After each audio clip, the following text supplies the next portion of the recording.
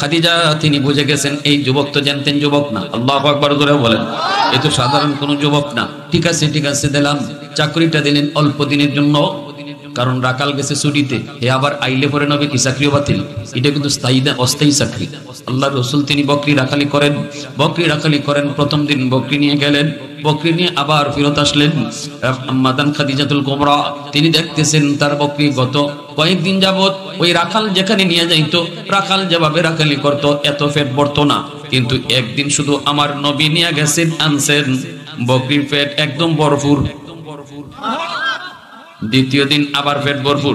2 দিনের দিন চাইয়া দেখি বকরির চেহারা পর্যন্ত পরিবর্তন হয়ে গেছে, নাদুস। আরে আল্লাহ, আম্মাদান কি ব্যাপার?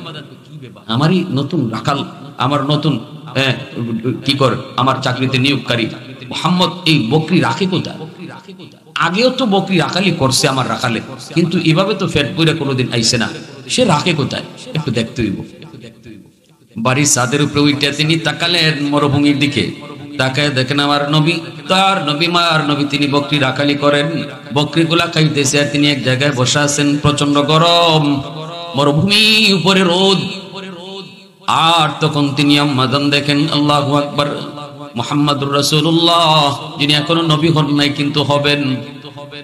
ভাইরা তিনি তাকায় দেখেন তার নতুন রাখাল বসে আছেন একটা গাছের সঙ্গে হেলান দিয়া, আর মাথার উপরে একটা আবর তারে ছায়া দিতেছে, আর এই অবস্থায় দেখে একটা সাপ, পিছন থেকে সাপ, বিষাক্ত সাপ ফনা ধরে আল্লাহর নবীকে বাতাস দিতেছে। আল্লাহু আকবার। প্রচন্ড মরুভূমিতে গরম, এই গরমের মধ্যে মাথার উপরে রোদ পিরায় আবর, আর একটা সাপ তারে ফনা দইরা বাতাস দেয়। ছাগলগুলি রাখালি করে, ছাগলগুলি দিক সেদিক খাওয়া দাওয়া করে, কিন্তু না, ছাগলগুলি বেশি দূরও যায় না। ছাগলের মূলত রাখালি করতেছে একটা বাঘ। আল্লাহু আকবার জোরে বলেন। যেই বাঘ ছাগল দেখলে পরে খায়, যেই বাঘ ছাগল দেখলে পরে হামলা করে। আজকে আম্মাদান খাদিজাতুল কুবরা তিনি সাদে তাকায় দেখেন আল্লাহর নবী বসে আছেন, আর এইদিকে ছাগলের রাখালি করে বাঘ। আল্লাহু আকবার। তিনি তো বুঝে গেলেন তো জানতেন সাধারণ কোনো মানুষ নন, ইনি তো সাধারণ কোনো মানুষ নন। এরপরে তাকায় দেখে আমার নবী, রহমতের নবী, মায়ার নবী, তিনি কুয়ার কাছে গেছেন। নবীজি কুয়া থেকে পানি পান করাবেন, ছাগলগুলাকে তিনি পানি পান করাবেন, বালতি ফালাইবেন কুয়াতে, এরপরে পানি উঠে তিনি ছাগলকে খাওয়াবেন। কিন্তু না, নবী যখন কুয়ার কাছে গেলেন বালতি ফালাতে হয় নাই, নবীজি হাত বাড়াইবার আগে কুয়ার পানি আল্লাহ উপরে উঠাইয়া দিছে। কুয়ার পানি অটো উপরে উঠে গেছে, আর ছাগল এই কুয়ার পানি পান করতেছে। নবীজি বালতি তুলে পানি তুলতে হয় নাই, কুয়ার পানি উপরে উঠলো, ছাগলগুলি পানি পান করলো। এরপরে আল্লাহর নবী, রহমতের নবী, তিনি এখানে দাঁড়ায় আছেন। ছাগল এত বিয়ারা জাতি, যেই ছাগলকে পালতে, লালন পালন করতে, রাখালি করতে কত কষ্ট, কিন্তু তিনি দেখেন ছাদের উপর থেকে ছাগলগুলি পানি পান করে ভদ্র মানুষের মতো নবীর পাশে দাঁড়ায় রইছে। ছাগল কি ভদ্র? ছাগল রাখালি করতে ধৈর্য লাগে, ঠিক না? এজন্য আল্লাহ সব নবীরে ছাগল রাখালি করাইছে। ছাগলটা যদি আপনি এখন চল সামনের দিকে চল, একই না আমি পিছিয়ে যাইব, আপনি যদি এখন তেনে তোর মতোই বলা আমি পিছিয়ে চল, না তুই এখন সামনে যাইব, ঠিক কিনা? পানি পানি পানি পানি বুঝতেছেন আপনি? পানি খাইব নিয়ে আইবেন, পানি না খাইতাম না, হগল আমি পানি ফালাইমু। আপনি বালতিটা আগে ফালাইব ছাগলে, এরপরে চিন্তা করবো পানি খাওয়ার। এইরকম বিয়ারা জাতি একটা হাইওয়ান হইল এই ছাগল, বুঝছেন? এজন্য সব নবীর আল্লাহ ছাগল রাখালি কইরা পরীক্ষা নেওয়াইছে। উম্মতের রাখাল যে ওইটাই আগে দেখো, ছাগল রাখালি পারোনি, ঠিক কিনা? উম্মতের রাখাল তো পরে হইবে, আগে ছাগল রাখালি ট্রেনিং নেও। আল্লাহ আমার ভাইরা বন্ধুরা, আমার নবী, রহমতের নবী, মায়ার নবীর এই দৃশ্যগুলা তিনি দেখলেন। দেখার পরে তিনি আসলেন, আয়েশা বলতেছেন ঘটনা কি? এই তো আমি দেখলাম ইনি তো সাধারণ কোনো মানুষ নন, ইনি সাধারণ কোনো মানুষ নন, তিনি মহামানব। এরপরে আম্মাদান তিনি ঘোষণা দিয়ে দিলেন, আজ থেকে আমার রাখালের চাকরি রাখালি নয়, ম্যানেজারকে ডাকলেন। এরপরে তিনি সুপারভাইজারকে ডাকলেন, ক্যাশিয়ারকে ডাকলেন, ফ্যাক্টরির সকল ম্যানেজারকে ডাকলেন। ডাইকে বলতেছেন, শোনো, আজকে থেকে একটা নতুন এলান শোনো, আমার যতগুলা ফ্যাক্টরি আছে, যতগুলা ব্যবসা আছে, সব ব্যবসার এক একজন এক এক লাইনে ম্যানেজার, কিন্তু সবার উপরে একজন ম্যানেজার আছে যার নাম হলো চিফ ম্যানেজার। আমি চিফ ম্যানেজার নিয়োগ দিব নতুন একজনকে। চিফ ম্যানেজারের পদ থেকে তুমি বাতিল, নতুন একজনকে চিফ ম্যানেজার বানাবো। সকল ব্যবসার ম্যানেজার, সব ম্যানেজারের ম্যানেজার, সব ম্যানেজারের ম্যানেজার, সব ম্যানেজারের উনি চেক দিব। সবাই তো অবাক, আবার কারে বানাইতেছে? তখন হঠাৎ কিরাম মাদান কয়, ইনি আর কেউ না, আমার নতুন যে রাখাল, যারে রাখালির চাকরি নিয়োগ দিছিলাম, আজ থেকে সে আমার গোটা ব্যবসার চিফ ম্যানেজার। চিফ ম্যানেজার যে আসছিল হে বেকা হয়ে বয়ে গেছিল, হে তেরা, হে কয় না 2 দিন হয়েছে না চাকরিতে আপনি নিয়োগ দিলেন, আজকে তার চিফ ম্যানেজার বানাই দিবেন। আমরা এত বছর ধরে কি গোড়া ঘাস কাটি, আমি চাকরি করবোই না। ম্যানেজার আরেকটা সুপারভাইজার, হ্যাঁ না, এই এত নিচের পদের একজন মানুষের আপনি এত উঠে উঠেই দিলাইবেন, আমাদের একটু মান ইজ্জত আছে, আমিও চাকরি করবো না। এইভাবে কেশিয়ার কয় আমিও করবো না। আম্মাদান খাদিজাতুল কুবরা কয় কোনো অসুবিধা নাই, রাস্তা মাফো। ইনাদখানি, আদমখানি ও দেশমুখ পাড়া মহল্লাবাসীর উদ্যোগে আয়োজিত আজকে তাফসীরুল কোরআন মাহফিলের সম্মানিত সদর ইজলাস সভাপতি সাহেব হযরত মাওলানা শায়েখ জাহিরউদ্দিন সাহেব, সাবেক শিক্ষক বানিয়াচং সিনিয়র ফাজিল আলিয়া মাদ্রাসা, উপস্থিত জাতির বিবেক, জাতির কর্ণধার, এ জাতির সূর্য সন্তান, মঞ্চে আসীন উলামায়ে কেরাম, আজকের মাহফিল পরিচালনায় হযরত মাওলানা আবুল কাশেম আজিজি, মুরব্বিয়ানে আজম, কলিজার টুকরা যুবক, পর্দার আড়ালে পর্দানিশীন সম্মানিত মা ও বোনেরা, মুআজ্জাজ হাজিরিন, আল্লাহ পাক বলেন, লাকাদ মান্নাল্লাহু আলাল মুমিনিন ইয বা'সা ফীহিম রাসূলা। মুমিনদের জন্য আমি আল্লাহর পক্ষ থেকে যত নিয়ামত, সকল নিয়ামতের মধ্যে সবচেয়ে বড় নিয়ামত হলো আমি তাদের মাঝে আমার রাসূলকে পাঠাইছি। নবীকে পাওয়া, আল্লাহর রাসূলকে আমরা পাইছি। আল্লাহ বলেন এটা হলো আল্লাহর দেওয়া যত নিয়ামত, এই সকল নিয়ামতের মধ্যে শ্রেষ্ঠ নিয়ামত। যেরকম সুবহানাল্লাহ। এই যে আমরা আল্লাহর দেওয়া নিয়ামত পাইয়া বেঁচে আছি, বৃষ্টি পাই, রোদ পাই, শীতের দিনে শীত পাই, গরমের দিনে গরম পাই, গাছ থেকে ফুল পাই, ফল পাই, জমিন থেকে ফসল পাই, যত প্রকারের নিয়ামত বলি, আল্লাহ বলেন সব কিছু ছোট, সব থেকে বড় নিয়ামত হলো তোমরা আমার রাসূলকে তোমাদের মাঝে পাইছো। সুবহানাল্লাহ। নবীকে পাওয়া কত বড় নিয়ামত। আমার সুস্থ দুইটা হাত, সুস্থ দুইটা চোখ, সুস্থ দিমাগ, সুস্থ শরীর, সব কিছু আল্লাহ বলতেছেন ছোট। এমনকি জীবন, হায়াত নামক একটা নিয়ামত যে আমরা পাইছি, জীবন, এটাও আল্লাহ বলেন নবীকে পাওয়ার তুলনায় হায়াত পাওয়াটাও ছোট নিয়ামত। কিভাবে? মানুষ তো মরবেই, একদিন তো মরণ হবেই। নবীকে যদি না পাইতাম আমাদের হায়াত পাওয়াটাও বৃথা যাইত। কারণ এই হায়াতের জীবন কিভাবে চালাবো, হাত কিভাবে চালাবো, কোন পথে হাত ব্যয় করলে পরে জান্নাতে যাবে, কোন পথে দিমাগ ব্যয় করলে পরে দিমাগ জান্নাতি হবে, কোন পথে আমি চললে পরে আমি জান্নাতি হব, এগুলা তো আমার রাসূলকে যদি না পাইতাম, নবীকে আমরা না পাইতাম, আমরা জানতাম না। যার কারণে মরার পরে দেখা যাইতো আমার গোটা দেহটা জাহান্নামী, আমি ব্যর্থ হইতাম। কিন্তু নবীকে পাওয়ার দ্বারা আমার হায়াতটা সফল হইছে। আমার হাত ব্যবহার করার সঠিক জায়গা, আমার চোখ ব্যবহার কোথায় করলে আমি জান্নাতি হব, সেই জায়গা আল্লাহর রাসূল আমাদেরকে হাতে কলমে শিখিয়ে দিয়েছেন। এজন্য নবী আমাদের জন্য সবচেয়ে বড় নিয়ামত। যেরকম সুবহানাল্লাহ, আরো যেরকম সুবহানাল্লাহ। লাকাদ মান্নাল্লাহু আলাল মুমিনিন ইয বা'সা ফীহিম রাসূলা। আল্লাহ পাক রব্বুল আলামিন আমার আপনার মধ্যেই, আমার আপনার ভিতর থেকেই নবীকে বানাইছেন। ফেরেশতা হিসেবে আল্লাহ নবী পাঠান নাই, কোন ফেরেশতাকে মানুষের মাঝে আল্লাহ নবী পাঠান নাই। আল্লাহ বলেন তোমাদের মধ্য থেকে আমি তোমাদের মাঝে আমার নবী পাঠাইছি। কারণ হলো তোমাদের জীবনে যত যা কিছু প্রয়োজন সব কিছু নবীর জীবনেও ছিল। অতএব নবীর জীবন তালাশ করলে তোমরা তোমাদের জীবনের সব সেক্টরে নবীর আদর্শ পেয়ে যাবা। নবী যেহেতু তোমাদের মধ্য থেকেই, অতএব তোমাদের যে সমস্ত বৈশিষ্ট্য আছে, তোমাদের যেই সমস্ত সিফত আছে, নবীর মধ্যেও সেই সকল সিফত আছে, নবীর মধ্যেও সেই সকল বৈশিষ্ট্য আছে। যেমন তোমরা বিয়া শাদী করো, নবীর জীবনেও বিয়া শাদী আছে। তোমরা যেমন খানা খাও, নবীও খানা খায়, তোমরা যেমন ঘুমাও নবীও ঘুমায়, তোমরা যেমন ব্যবসা বাণিজ্য করো নবীও ব্যবসা বাণিজ্য করে। যদি ফেরেশতা নবী বানাইতাম তাহলে ফেরেশতার খানা ছিল না। তোমরা খানা খাইতে গেলে নবী যদি ফেরেশতা হইতো তাহলে নবীর জীবনে খানা খুঁজা পাইতাই না। অতএব তুমি কেমনে খানা খাইবাই এই তরিকাও খুঁজা পাইতাই না, ঠিক না? ব্যবসা বাণিজ্য করার ক্ষেত্রে তুমি যদি ফেরেশতাকে আমি আল্লাহ নবী বানাইতাম, ফেরেশতা তো ব্যবসা বাণিজ্য করেন না, অতএব তুমি নবীর জীবনে ব্যবসা বাণিজ্য খুঁজে পাইতা না। ব্যবসার তরিকা কিভাবে করবা, ব্যবসা তুমি কিভাবে চালাইবা, এই পদ্ধতি নবীর জীবনে তুমি খুঁজে পাইতা না।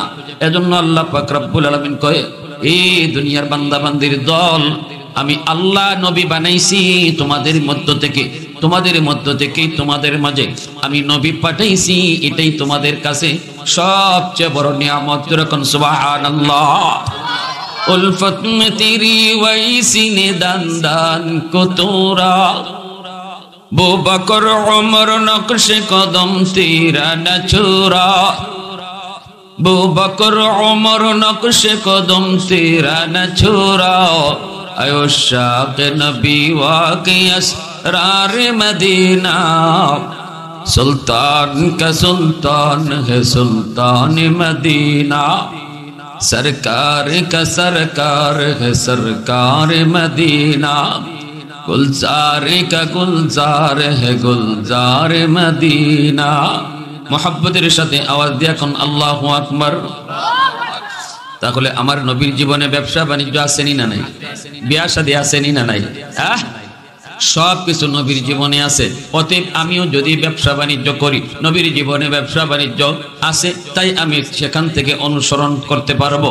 আমি যদি বিয়া শাদী করতে চাই, নবীর জীবনও বিয়া শাদী হয়েছে, ওখান থেকে আমি নবীর তরিকা নবীর আদর্শ ফলো করতে পারবো। নবীজি একজন সিরিয়ার বহুত বড় ব্যবসায়ী ছিলেন। কার ব্যবসা চালাইতেন? আম্মাদান খাদিজাতুল কুবরা রাদিয়াল্লাহু তাআলা আনহা, আম্মাদান খাদিজাতুল কুবরা রাদিয়াল্লাহু তাআলা আনহার ব্যবসা তিনি পরিচালনা করেছেন। শাম সিরিয়ায় তিনি ব্যবসা করেছেন। আম্মাদান তিনি ছিলেন মক্কার সবচেয়ে একজন ধনী মহিলা, মক্কার সবচেয়ে ধনী মহিলা ছিলেন আম্মাদান খাদিজাতুল কুবরা রাদিয়াল্লাহু তাআলা আনহা, নবীজির প্রথম স্ত্রী। নবীজির আল্লাহর নবীর এই প্রথম স্ত্রী আম্মাদান খাদিজাতুল কুবরা রাদিয়াল্লাহু তাআলা আনহার ইন্তেকালের পরে আল্লাহ রাসূল বাকি বিয়া শাদীগুলা করছেন। আম্মাদান খাদিজাতুল কুবরা রাদিয়াল্লাহু তাআলা আনহা যতদিন জীবিত ছিলেন নবীজি দ্বিতীয় কোনো বিয়ে করেন নাই। এনার ইন্তেকালের পরে রাসূল বিবাহ শাদী একাধিক করেছেন। এনার বয়স তখন 40, আমার রাসূলের বয়স তখন 25, বিয়ে হইছে। আল্লাহু আকবার জোরে কোন। নবীজি চাচা আবু তালিবের অধীনে, নবীজি চাচা আবু তালিবের অধীনে। নবীজি জন্মের আগে বাবা হারাইছেন, বুঝ হওয়ার সাথে সাথে মা হারাইছেন। এর পরে দাদার অধীনে আসলেন। দাদা মারা যাওয়ার আগে তার এক সন্তান অর্থাৎ নবীর চাচা আবু তালিব রে ডেকে রাসূলকে আবু তালিবের হাতে বুঝাইয়া দাদা মারা গেলেন। নবীজি এখন চাচা আবু তালিবের অধীনে। এই অবস্থায় রাসূল এখন পূর্ণ যুবক। আল্লাহ রাসূল সাল্লাল্লাহু আলাইহি ওয়াসাল্লাম তিনি পূর্ণ যুবক। ওই অবস্থায় নবীজির চাচা আবু তালিব তিনি দেখেন একদিন মদিনার মক্কার সবচেয়ে ধনী মহিলা যিনি, যার নাম খাদিজা, তিনি রাসূলের চাচার দরজার সামনে এসে হাজির। নবীজির চাচা আবু তালিব বলতেছে, কি ব্যাপার, এত ধনী মানুষ গরিবের বাড়িতে হাতির ভাড়া, যেমন আমরা স্বাভাবিকভাবে বলি গরিবের বাড়িতে যদি ধনী আয় আমরা স্বাভাবিক এই কথাই কই, আরে আল্লাহ গরিবের বাড়িতে তো দেখা যায় হাতির পাড়া। তখন ওই অবস্থায় আম্মাদান খাদিজাতুল কুবরা কইতেছে, আমি ধনী না, আমি আপনার কাছে ভিক্ষা নিতে আইছি। সুবহানাল্লাহ জোরে কোন না।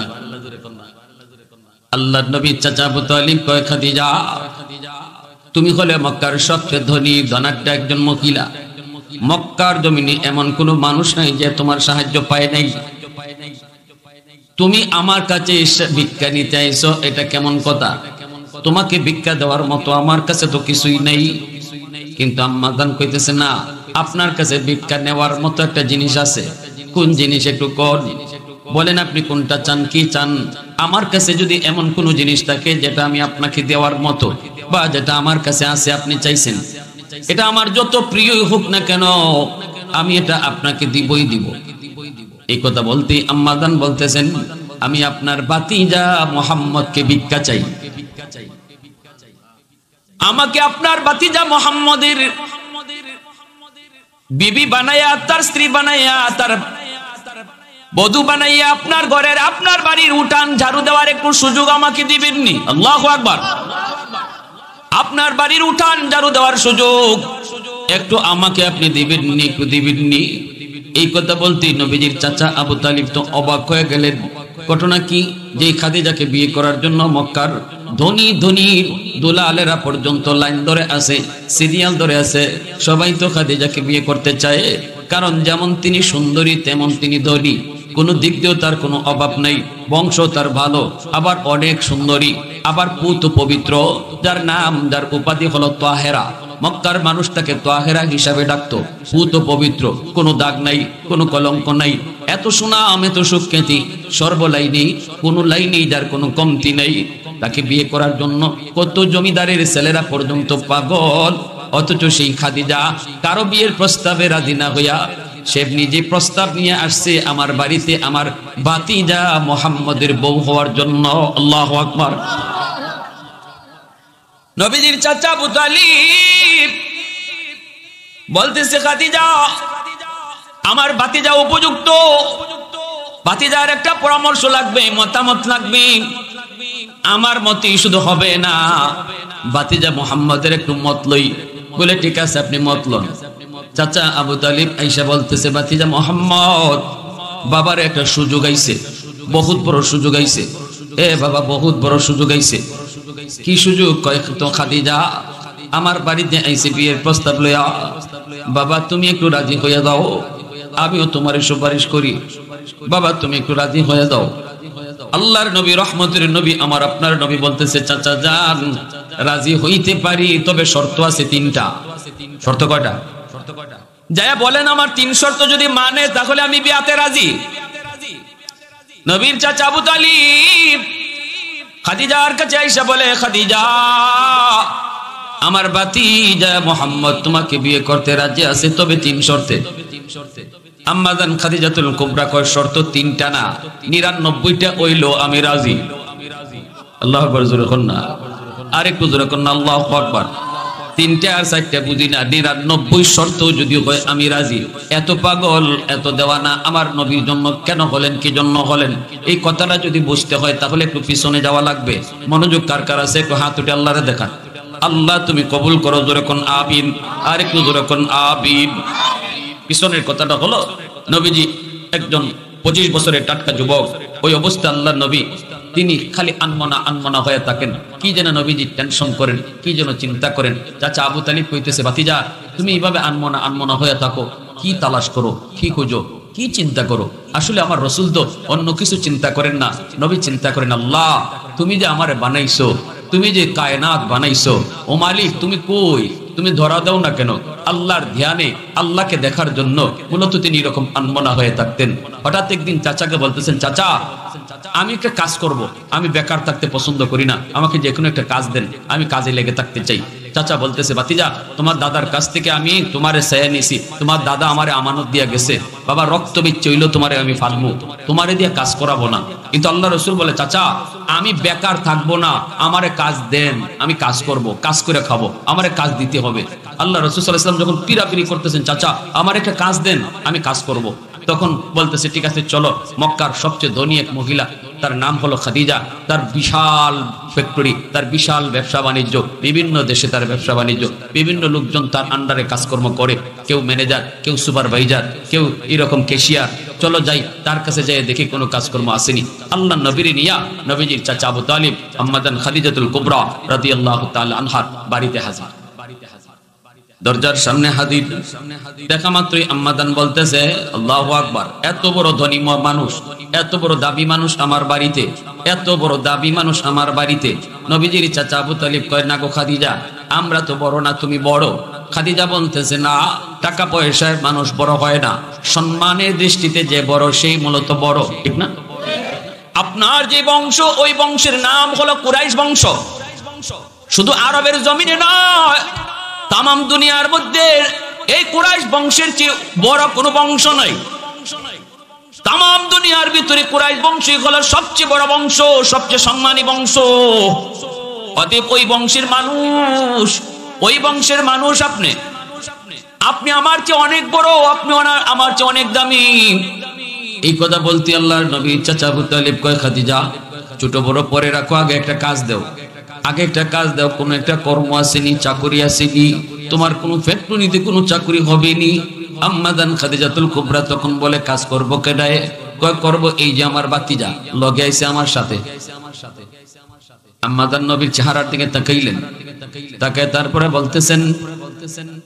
বলতেছেন আবু তালিব তোমার বাতিজার চেহারায় কয় সে অনেক দাবি, অনেক বিশ্বস্ত, অনেক আমানতদার।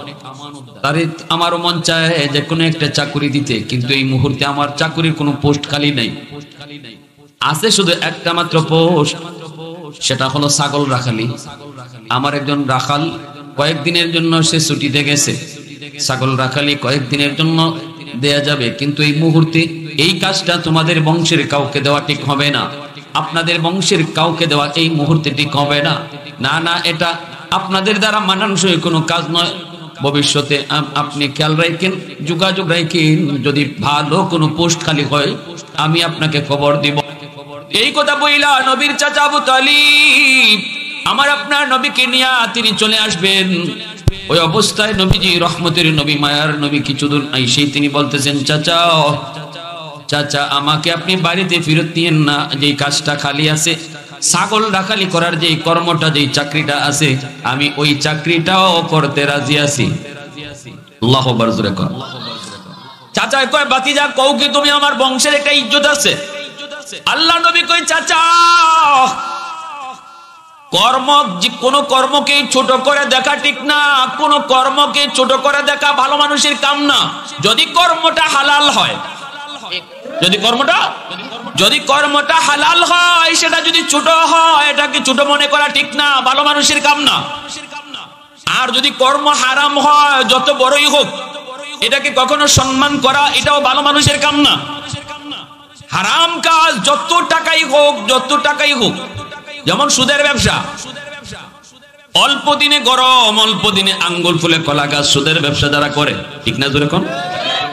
অল্প দিনে সুদের ব্যবসায়ী আঙ্গুল ফুলে কলা গাছ হয়ে যায়। তাই বইলা এই ব্যবসাটা বলেন হালাল না হারাম?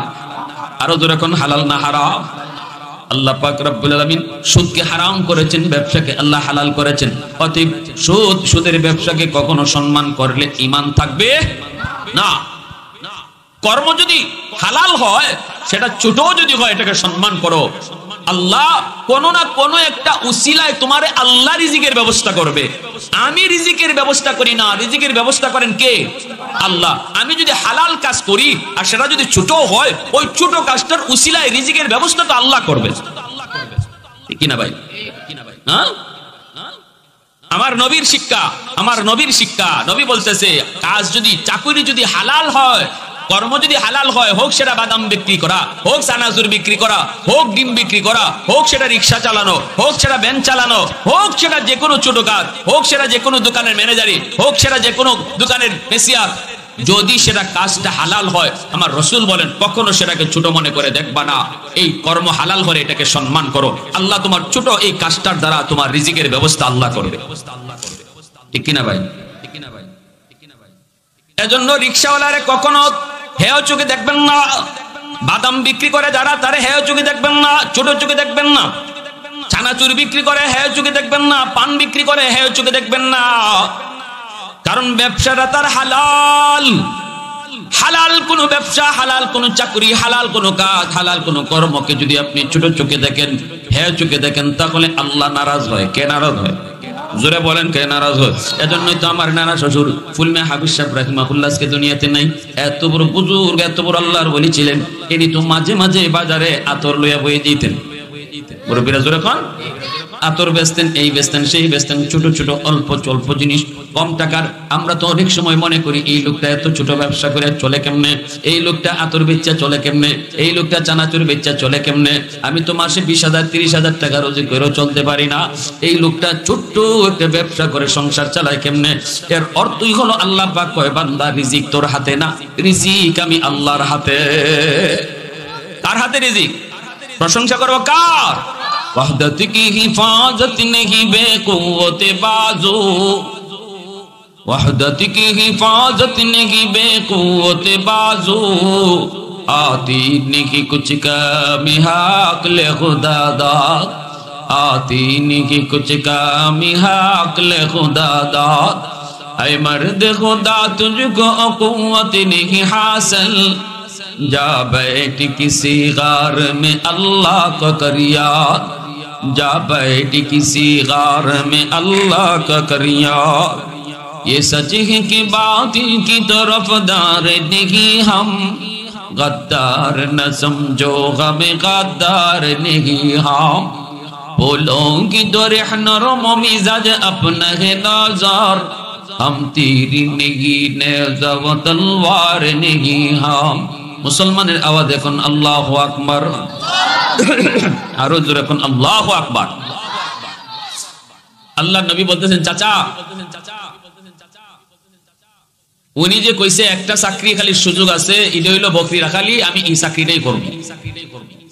চাচা কয় বাবা আমার মান ইজ্জত যায়। রাসূল কয় হালাল কোন কর্মের মধ্যে সেটা যদি ছোট হয় কোনো মান ইজ্জত যাওয়ার প্রশ্নই উঠে না, ঠিক না?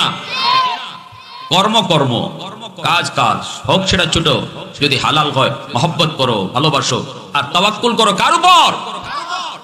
আমি যত বড় ব্যবসা দিয়ে বসলাম, যদি ব্যবসার উপরে আমার ভরসা থাকে আল্লাহ রিজিক বন্ধ করে দিবে। আর যদি আমার ছোট কাজও হয় তাওয়াক্কুল করি আল্লাহর উপর, ছোট্ট ব্যবসাটা উসিলা ধরে আল্লাহ রিজিকের ব্যবস্থা করে দিবে, ঠিক না ভাই? তাহলে রিজিক দেয় কে? দোকানে দেয় না আল্লাহ দেয়? আমার চাকরি দেয় না আল্লাহ দেয়? আল্লাহর নাম রাজ্জাক, আল্লাহ রিজিক দাতা।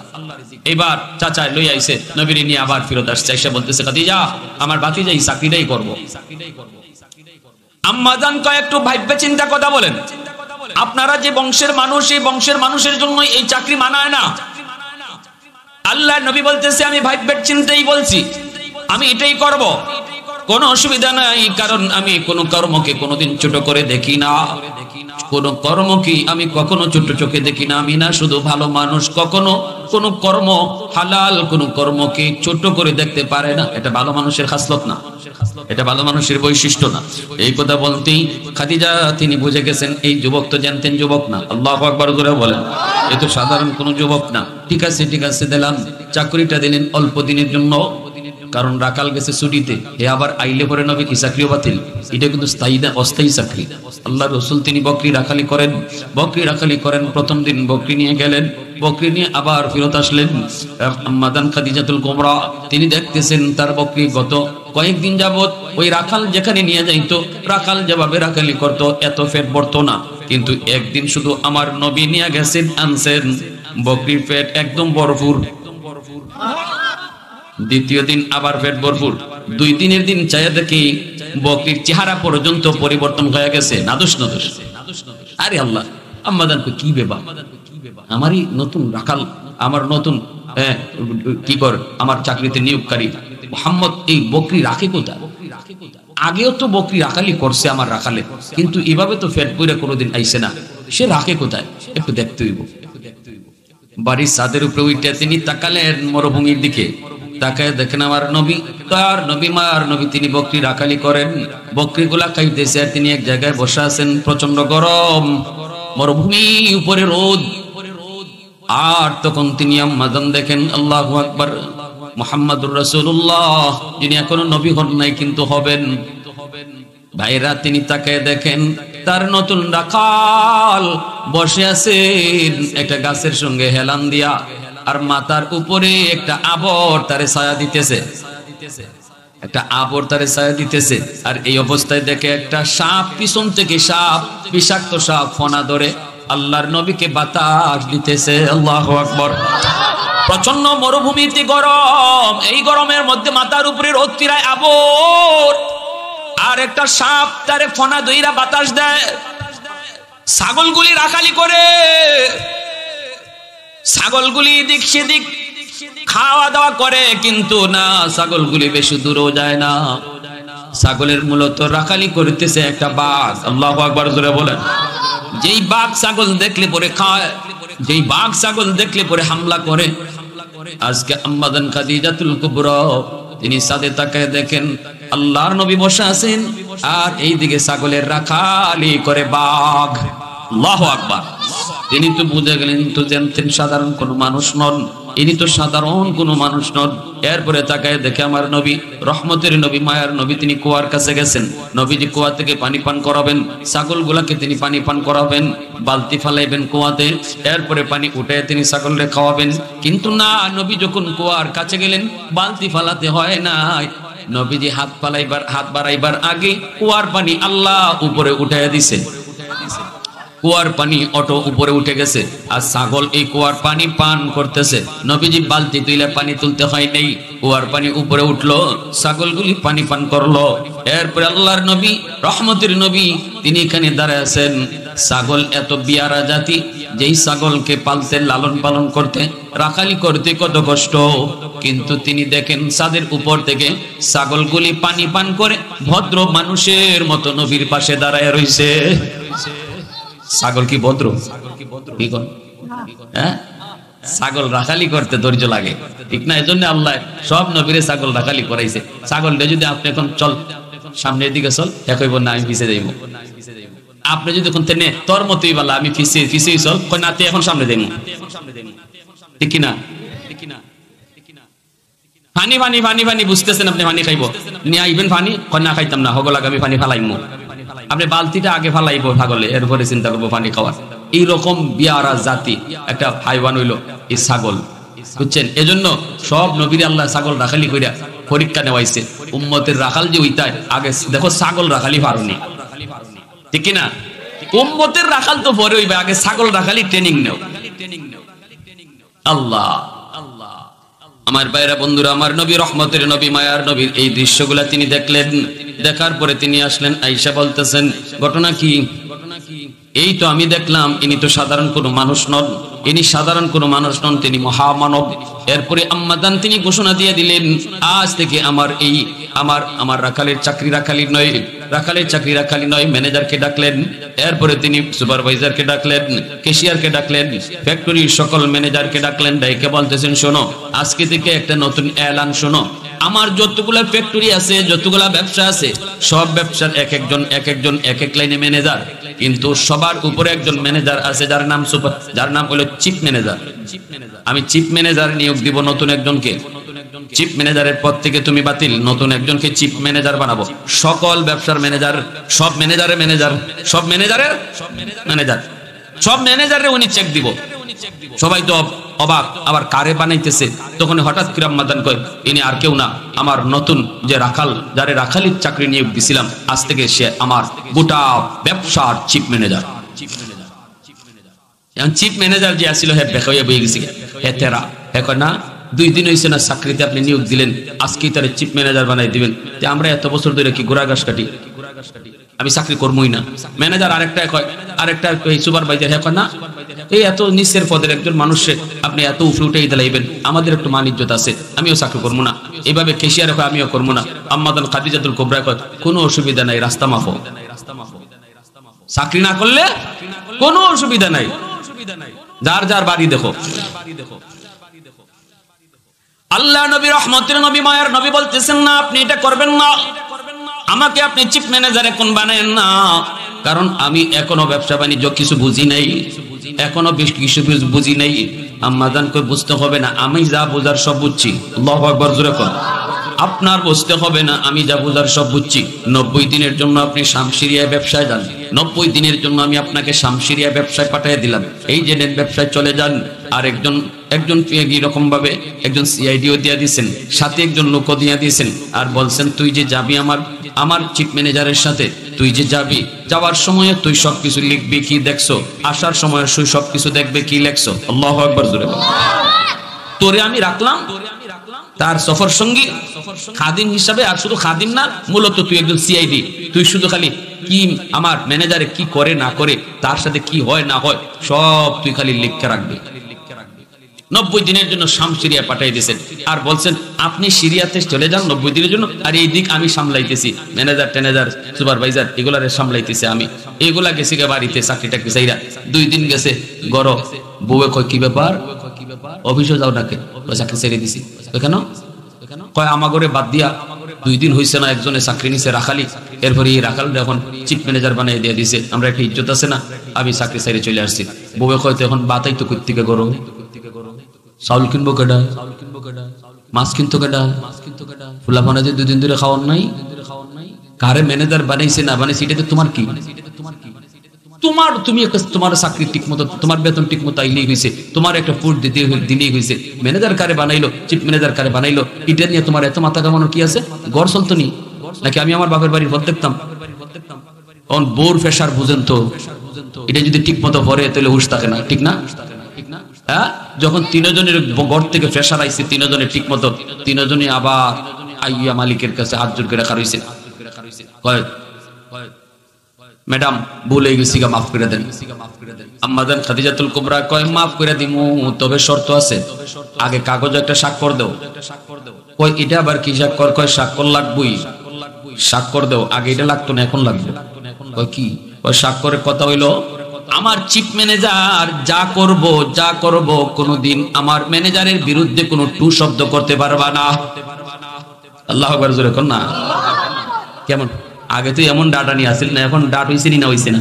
হ্যাঁ, কয় স্বাক্ষর দিয়া চাকরি জয়েন করো, জীবনে জীবনে কোনদিন ম্যানেজারের বিরুদ্ধে টু শব্দ করতে পারবা না।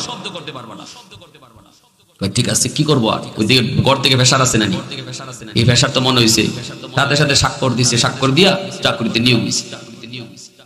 এইদিকে আল্লাহ নবী রহমতের নবী 90 দিন শাম সিরিয়ায় ব্যবসা করেন, যাওয়ার পথে কি ঘটলো সিআইডি সব লিখতেছে, আসার পথেও কি ঘটলো সিআইডি সব লিখতেছে।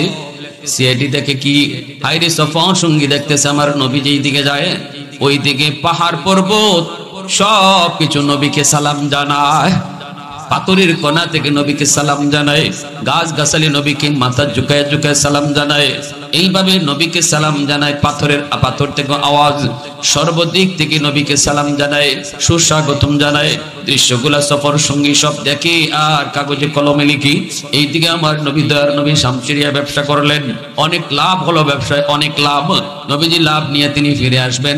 এইদিকে ভাইরে 90 দিন কাছায় গেছে, যেই মাত্র 3 দিন বাকি, আম্মাজান খাদিজাতুল কুবরা রাদিয়াল্লাহু তাআলা আনহা তিনি বান্ধবীদেরকে নিয়ে ছাদের উপরে উইঠে শুধু নবীর অপেক্ষা করেন, নবীর অপেক্ষা করে, নবী কখন আসবেন, কখন আমার ম্যানেজার আসবে। এইদিকে আমার ভাইরা বন্ধুরা বান্ধবীদেরকে তিনি বলতেছে, বান্ধবীরা বল তোরা আমার ম্যানেজারকে কেমন দেখলি, কেমন লাগলো একটু ক না, ম্যানেজার তোদের কাছে কেমন লাগলো? কারণ মহব্বতের মানুষের প্রশংসা যত শোনা যায় ততই ভালো লাগে, ঠিক না? মহব্বতের মানুষের প্রশংসা যত শুনি ততই মজা লাগে। আল্লাহ নবী মায়ার নবী দয়ার নবীর উপরে তার মহব্বত আর ভালোবাসা বেড়ে গেল। এজন্য বান্ধবীদেরকে আম্মাজান খাদিজাতুল কুবরা কয়, কোনা আমার ম্যানেজার দেখতে কেমন, কোনা আমার ম্যানেজারের হাসিটা কেমন, কোনা আমার ম্যানেজারের কথাগুলি কেমন। বান্ধবীরা তখন কয়, খাদিজা তোমার ম্যানেজার অতুলনীয়, বেনজির, বেমিসাল, তার চেহারার মতো চেহারা দুনিয়াতে হয় না, তার হাসির মতো হাসি দুনিয়াতে হয় না, তার চাহনির মতো চাহনি দুনিয়াতে হয় না, তার কোন দিক দিয়ে তার কোন নজির আমরা দেখি না, সে বেনজির বেমিসাল, যত শুনেন ততই মজা লাগে। আল্লাহু আকবার জোরে বলেন, আরো জোরে কোন আল্লাহু আকবার। ওয়াল্লাইলু মিহি যুলফি মুহাম্মদ কাতারান্নুম ওয়াশ-শামসু মিরুখসারি আহমদ কাতারান্নুম ওয়াল ফজর মিহি সুবহে রিসালাত কি বিশারত ওয়াল আসর মিহি দৌরে নবুওয়াত কি বিশারত हर फूल में है रूए मदीना का तबस्सुम शाखों की लचक में बेक़दा का तकल्लुम यासीन से मौला ने कभी उनको पुकारा हामीम कभी और कभी तासीन इशारा ये रमज़ है कुछ आशिक़ व माशूक़ के माबैन समझा है जिन्हें खल्क़ में एक सरवर कौनैन समझा है जिन्हें खल्क़ में एक सरवर कौनैन। मुसलमाনের আওয়াজ দেখুন আল্লাহু আকবার, আরো জোরে আল্লাহু আকবার। আমার ভাইরা বন্ধুরা নবীজি চলে আসছেন, আসতেছেন, কাছাকাছি চলে আসবেন। এই অবস্থায় আম্মাজান বান্ধবীদেরকে নিয়ে তিনি উপরে বসা, ছাদের উপরে তার উপরে তাকায় রইছেন, রাস্তার দিকে তাকায় তাকায় তিনি বলেন, একটু অপেক্ষা করো, এই দাস দাসীরা অপেক্ষা করো, এই সখীরা একটু অপেক্ষা করো, আমার ম্যানেজার আসা মাত্রই তোমাদেরকে আমি মিষ্টি খাওয়াবো। কে আগে সংবাদ দিবা, যে আগে বলবা আমার ম্যানেজার আসার সংবাদ যে আগে দিবা তার একটা স্পেশাল পুরস্কার দিব। মাগো এখন যে কইছে যে আগে কইবা ওই যে দেখা যায় এর লাগে একটা স্পেশাল পুরস্কার আছে। এখন তো সকলেই চাই রয়েছে ওই ভাই ওই দিকে চাই রয়েছে, শাম সিরিয়া থেকে আল্লাহ রসুল আসবেন, নবীজি আসবেন ব্যবসায়িক কাফেলা নিয়ে, সবাই তাকায় রয়েছে, কেউ তো আর দেখে না। হঠাৎ করে আম্মাজান নিজেই চিল্লানি মারছে, এই যে আমার ম্যানেজার আসতেছে। বান্ধবীরা কয় আমরা কেউ দেখলাম না, তুমি কেমনে দেখলা? কয় হ আমি বুঝে গেছি। কয় কেমনে বুঝছো? কয় বুঝে গেছি, যেদিন আমি তার রাখালি দেখেছিলাম ছাদের উপর থেকে, ওই দিন দেখেছি তার মাথার উপরে একটা আবর ছায়া দিয়া রাখে। এখন তোমরা সামনের দিকে দেখো, মানুষ দেখা যায় না, নিচে কোনো কাফেলা দেখা যায় না, কিন্তু আকাশে দেখো একটা আবর ছায়া দিয়া আইতেছে। ওই আবরটার কারণে আমি বুঝে গেছি ওই আবরটার নিচে আমার ম্যানেজার, যাকে ছায়া দিয়ে আবরটা আইতেছে। আল্লাহু আকবার জোরে কোন। এতে আমি বুঝে গেছি এখানে আমার ম্যানেজার, এখানেই তিনি আসতেছেন। একটু সময়ের ভিতরে দেখা যায় কাফেলা দেখা গেল, নবীজির ব্যবসায়ী কাফেলা দেখা গেল, নবী আসতেছেন। নবীজি মক্কায় ঢুকলেন, আম্মাজান খাদিজাতুল কুবরা রাদিয়াল্লাহু তাআলা আনহা তিনি সবগুলি ব্যবসার হিসাব নিয়ে বুঝে শুনে দেখেন, এতদিন যাবত যা ব্যবসা করেছেন সকল লাভ একখানো করলেও নবীর এই ব্যবসার লাভের সমান হবে না। এতদিন ব্যবসা করেও যে লাভ হয়েছে এর থেকে বেশি লাভ নবীর এই সফরে হয়ে গেছে। আল্লাহু আকবার জোরে কও। এখন আম্মাজান সফর সঙ্গীর জায়গায় কি দেখলে? কই কি কইমু কি দেখছি, কি কইমু কি? যাইতেও দেখি পাহাড়েও সালাম দেয়, গাছেও সালাম দেয়, পাথরেও সালাম দেয়। আসসালাতু আসসালামু আলাইকা ইয়া রাসূলুল্লাহ, আসসালাতু আসসালামু আলাইকা ইয়া হাবিবাল্লাহ। এইভাবে পাথরের কোণা থেকেও সালামের আওয়াজ আমি শুনেছি। ভাইরা বন্ধুরা, গাছগুলি দেখেছি আমি, গাছগুলি ঝুঁকায় ঝুঁকায় সালাম দেয়। যখনই এই কথাগুলি বলে তখনই আম্মাজান বুঝে যায়, কারণ আম্মাজান তিনি তাওরাত কিতাবেরও একজন পণ্ডিত। তাওরাত কিতাবেও তিনি পাইছেন নবী যিনি হবে তারে গাছের পাতা, গাছের আগাটা মাথা ঝুঁকায় তারে সালাম দিবে। নবী যিনি হবে তাকে পাহাড় পর্বত তাকে সালাম জানাবে। সিআইডির কাছ থেকে ইনি যখন এই বিবরণ শুনলেন তাওরাত কিতাবের সাথে মিলায়া, আম্মাজান তিনি বুঝে গেলেন আমার ম্যানেজার সাধারণ কোন ম্যানেজার শুধু নন, ইনি হবেন আখিরি জামানার নবী, যার নাম হবে মুহাম্মদুর রাসূলুল্লাহ। আল্লাহু আকবার। এইবার তো নবীজির প্রতি আরো মাইল হয়ে গেলেন, আরো দুর্বল হয়ে পড়লেন। এখন কি করবেন? বান্ধবীরা দিয়া আল্লাহ নবীর কাছে দিয়ার প্রস্তাব পাঠাই দিয়েছেন। বান্ধবী আয়েশা কয়, মুহাম্মদ কেমন কপাল তোমার, তোমার মালিককে কেমন লাগে তোমার? নবীকে আমার মালিক অনেক ভালো, অনেক ভালো, অনেক ভদ্র, অনেক নম্র। এটা না মানে কেমন লাগে?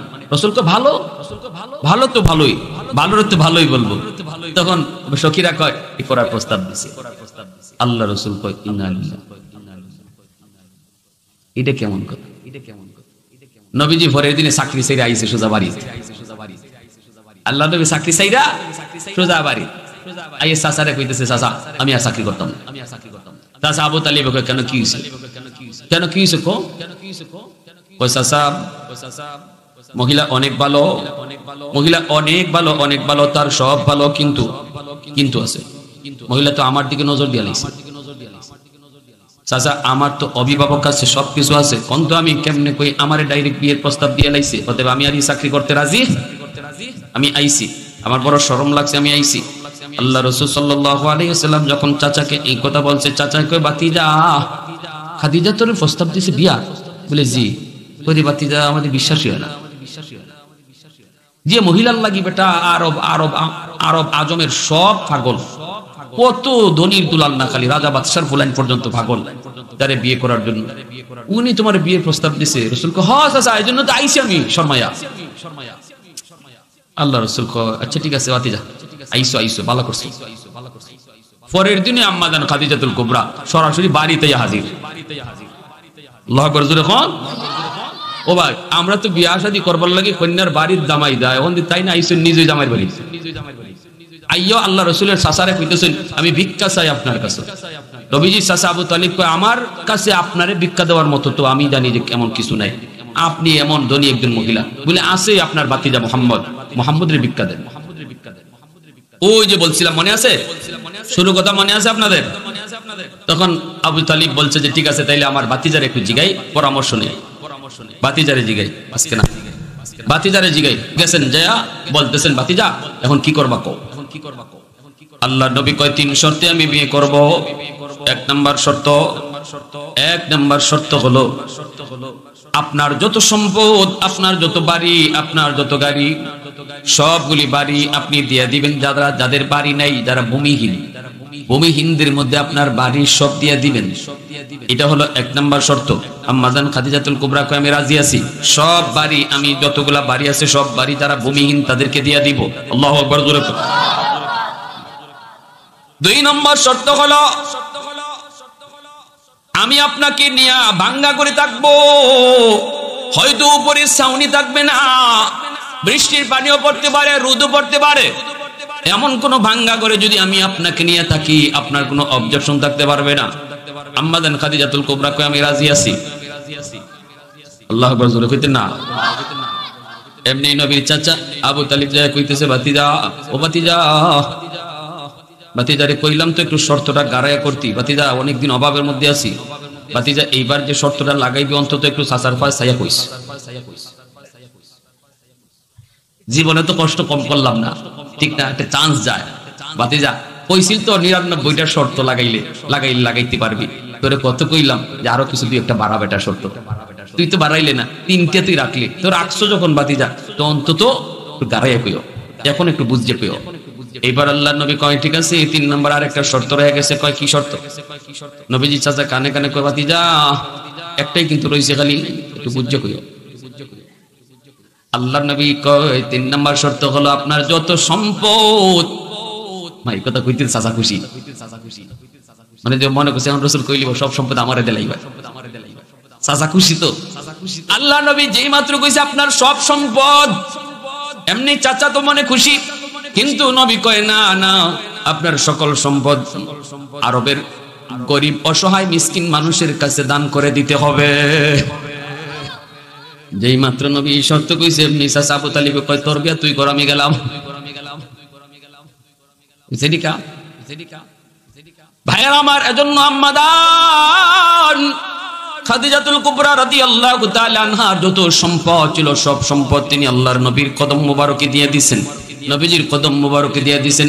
আর আল্লাহর নবী রহমতের নবী, মায়ার নবী, দয়ার নবী, তিনি সবগুলো সম্পদ মক্কার যত গরিব অসহায় মানুষ ছিল সবার মাঝে দান করে দিয়েছেন। আল্লাহু আকবার জোরে বলুন। তাহলে আমার নবী গরিব না, নবী ধনী ছিলেন, কিন্তু সব সম্পদ মানুষের কাছে তিনি দান করে দিতেন। নবীজি সম্পদ নিজের কাছে রাখতেন না, ঠিক না? হ্যাঁ, কারণ নবী বলতেন আল্লাহুম্মা আহইনি মিসকিনা ওয়া আমিতনি মিসকিনা ওয়াহশুরনি ফি জুমরাতিল মাসাকিন।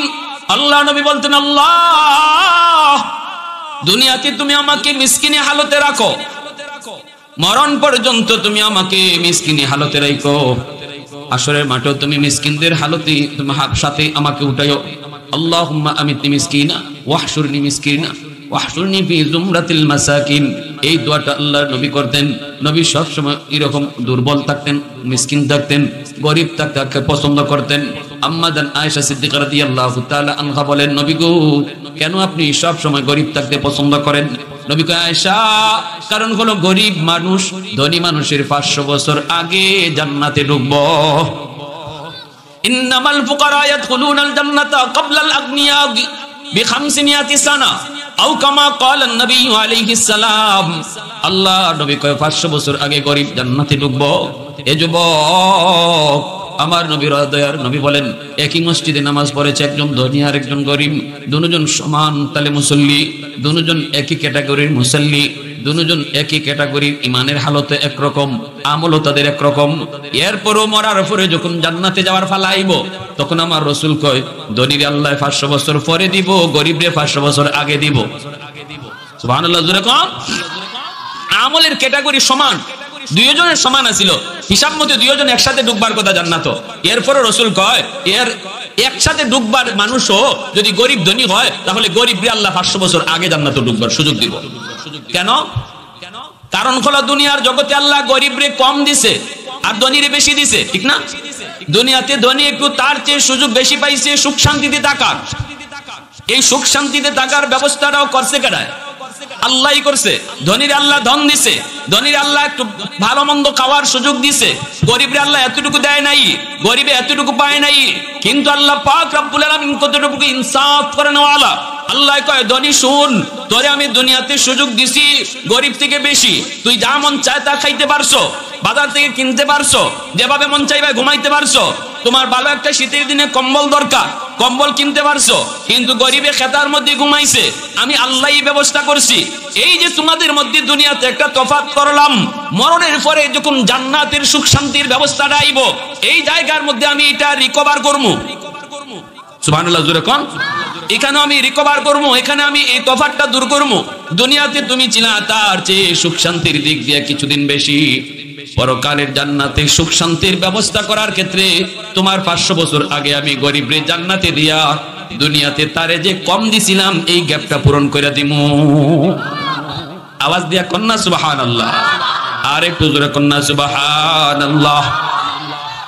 এ ভাই যুবক মনে করো, শোনো, গরিব মানুষ যদি দুনিয়াতে এসে একটু অভাবের মধ্যে তাকে বেশি থেকে বেশি 60 বছর 70 বছর, এরপরে তো অনেকে হায়াতই পায় না। ধনী যদি একটু আরামায়েশ করে 60 70 বছর 80 বছর 90 বছর, ঠিক না? বেশি থেকে বেশি গরিব থেকে ধনী দুনিয়াতে সুখ শান্তি পাইল কতদিন? 60 বছর 70 বছর। কিন্তু আল্লাহ বলে পরকালের জান্নাতে যখন সুখ শান্তির ব্যবস্থা আইব তখন 60 বছর আগে তারে আমি জান্নাতে দিতাম না, গরিবরে 500 বছর আগে দিব। 500 বছর আগে, 500 বছর আগে। কেন? দুনিয়ার নগদ, দুনিয়াতে চোখে তার চোখের সামনে নগদ এই তফাৎটা আমার এই গরিব বান্দাটা মান্য নিছিল। কইছিল আল্লাহ দিছো তো তুমি, আমারে গরিব বানাইছো তুমি, তারেও ধনী বানাইছো তুমি। এরপর আল্লাহ আমি তোমার সিদ্ধান্তের উপর মান্য নিছি। আল্লাহ আমি কিন্তু নামাজ ঠিকই পড়তেছি, আল্লাহ আমি কিন্তু তোমার ঠিকই ডরাইয়া চলতেছি, আল্লাহ আমার বউরে কিন্তু ঠিকই ফরদাত রাখছি, আমার মায়েরটারে ফরদার ভিতরে রাখছি। আল্লাহ আমি তোমার উপরে নারাজ না, তুমি আমারে যে কম দিছো এজন্য আমি তোমার উপরে নারাজ না, আমি তোমার উপরে রাজি। আল্লাহ পাক কয় আমার বান্দার দুনিয়ার এই হায়াতের জীবনটা নগদ আছিল চোখের সামনে, ওই নগদ হায়াতের জীবনটার মধ্যেও সে যে আমার উপরে রাজি আছি, এতে আমি খুশি হইয়া এই 60 70 বছর বেশি শুধু তারে আমি সুখ শান্তির ব্যবস্থা না, বরং দুনিয়ার এই 60 বছরের তফাৎটা আখিরাতের জীবনের 500 বছর আগে তারে জান্নাত দিয়ে দিই। আরো জোরে সুবহানাল্লাহ। এজন্যই হযরত উসমান গনি রাদিয়াল্লাহু তাআলা আনহু কয় ইয়া রাসূলুল্লাহ, ওগো নবীজি, আল্লাহ আমাকে ধন দিয়েছে, দৌলত দিয়েছেন, আল্লাহ আমাকে অনেক সম্পদ দিয়েছেন, আমিও কি গরিবের 500 বছর পরে জান্নাতে ঢুকবো? উসমান গনি রাদিয়াল্লাহু তাআলা আনহু নবীজির একজন প্রসিদ্ধ সাহাবী, উসমান গনি রাদিয়াল্লাহু তাআলা আনহু, তিনি বলেন ইয়া রাসূলুল্লাহ, সম্পদ তো আল্লাহ আমাকে অনেক দিয়েছে, আমি তো মদিনার অনেক ধনী একজন সাহাবী, ধনী হওয়ার কারণে কি আমি 500 বছর পরে জান্নাতে যাবো? আল্লাহর নবী কয় হ উসমান, ধনী হওয়ার কারণে তুমি 500 বছর পরেই জান্নাতে যাবা। তোমার কাছ থেকে সাহায্য সহযোগিতা নিয়ে যারা চলছে এরাও তোমার 500 বছর আগে জান্নাতে যাইব। যারা তোমার সাহায্য নিয়ে চলছে এরাও তোমার 500 বছর আগে জান্নাতে যাইব। সুবহানাল্লাহ জোরে কোন।